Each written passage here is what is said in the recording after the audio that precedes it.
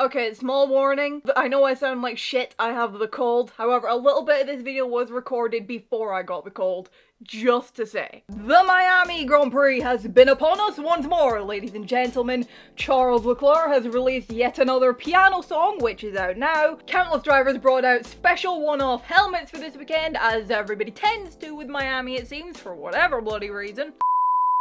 And Red Bull rolled out their first of 3 special liveries that they'll be doing during this 2023 season. Now, this livery, it is nice, don't get me wrong, looks good, but I'm just saying, they had options like this, or this, or this, or this, and probably more as well. The design they went for is nice. I do like it, and it looks better in the in-person photos and on the cameras than the photos that Red Bull put out to reveal the livery.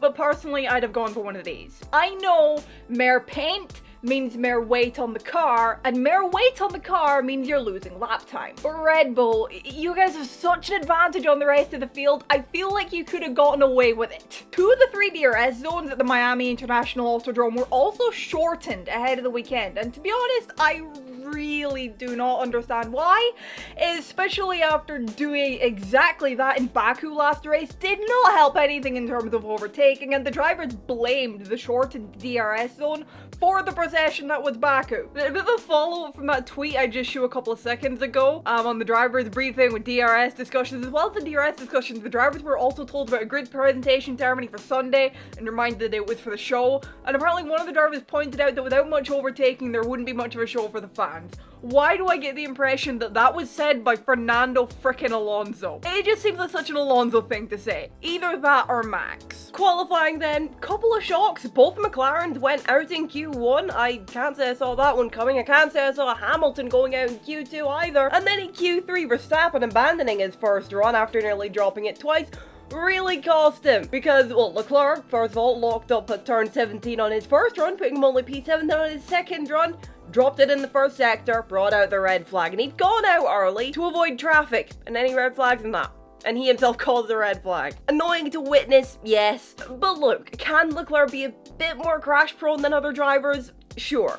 And yes, crashes and mistakes are never ideal, but that's the risk that comes with pushing hard like he does in qualifying. He's one of the best qualifiers in F1 right now for a reason. The mistake is on him. That much is clear to everyone, even Charles himself, who was very self-critical as always, and I do like that he can take responsibility for his mistakes and own up and say, I'm sorry guys, I fucked up, this one's on me. But I'm just saying that pushing hard like he was and always does, it's how he gets the qualifying results he does. It's how he's usually always so good in Q3 and can put cars into higher spots on the grid than they should be. Look at some of his qualifying performances in that tractor known as the SF1000. That's the driver he is, and it's one of the things that makes Leclerc Leclerc. And personally, I prefer a driver pushing everything to try and get the best result possible, even if it risks mistakes or crashes, than a driver not pushing everything and settling for 3rd, 4th, 5th or whatever, and knowing they could have done better but didn't because they didn't push everything. And honestly, Vasseur worded it best on this one, so I'll leave my mini rant there with his comments on the screen. But hey, all this certainly made for an interesting prospect heading into the race, with Perez on pole, Alonso alongside him, a Haas of Kevin Magnussen in P4, brilliant job from him by the way,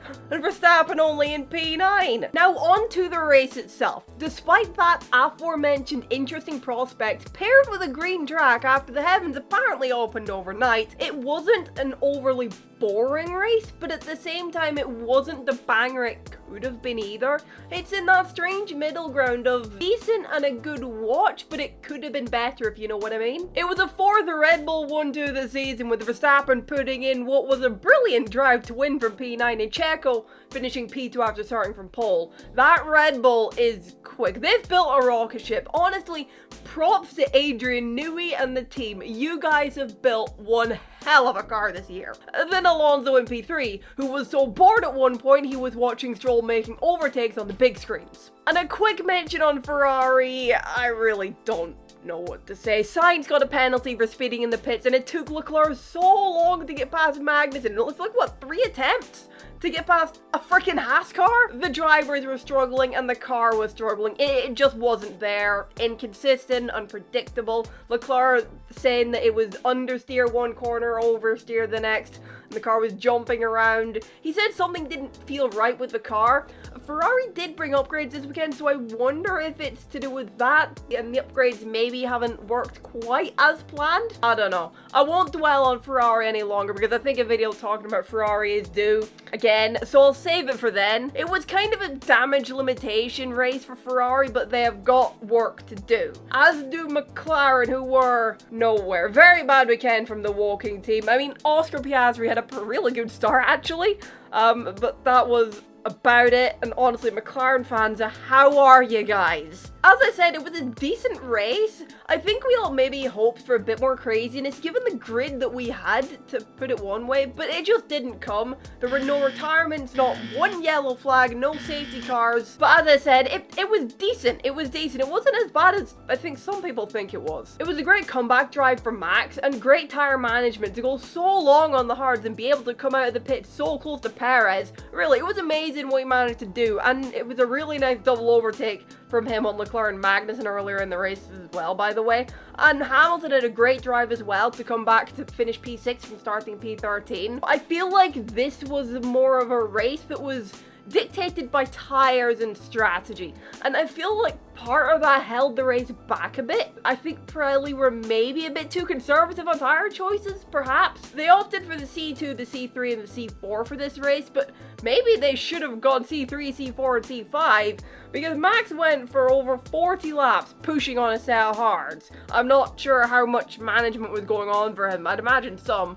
But he came out 1.6 seconds behind Perez, who was for ages on much younger tires than him. Again, I don't know how much management was going on for Red Bull. Like, I know not every race will be a banger, and that's fine, but I think we all want a banging race again. So, please, I'm begging you, mate. Please. This weekend in general, though, was just a bit strange. There's whatever the hell the Hulk and Sonoda were wearing on Thursday. They honestly both look like any dad at any tropical/beach holiday destination. In FP1, the TV people got Pato O'Ward and Alex Palou mixed up. That is not O'Ward, by the way, that is Palou.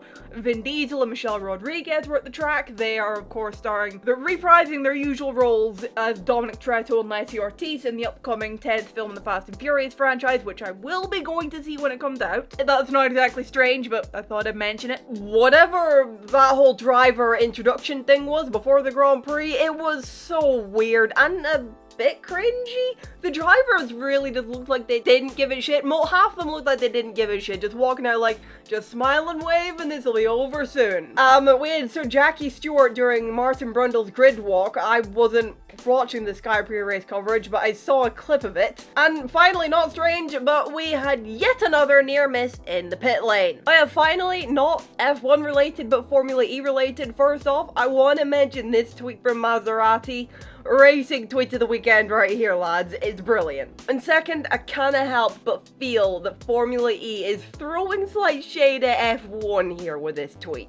I've given my thoughts on this year's edition of the Miami Grand Prix. What are yours? Let me know your thoughts down in the comments below. Drop a like if you enjoyed the video. Subscribe if you're new. Thank you all so much for watching, and I will see you in the next video. Bye bye.